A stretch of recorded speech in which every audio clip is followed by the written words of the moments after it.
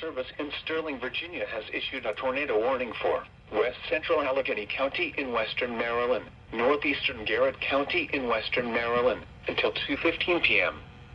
At 1:49 p.m., a severe thunderstorm capable of producing a tornado was located near Bittinger, moving east at 35 miles per hour. Hazard, tornado.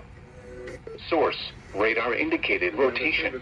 Impact, direct path of a tornado touchdown. Flying debris will be dangerous to those caught without shelter.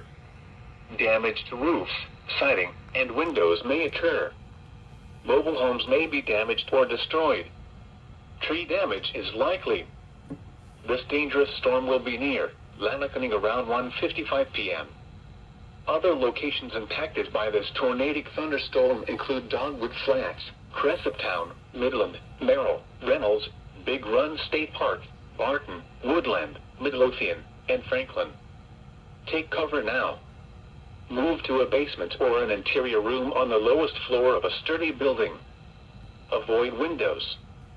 If you are outdoors, in a mobile home, or in a vehicle, move to the closest substantial shelter and protect yourself from flying debris.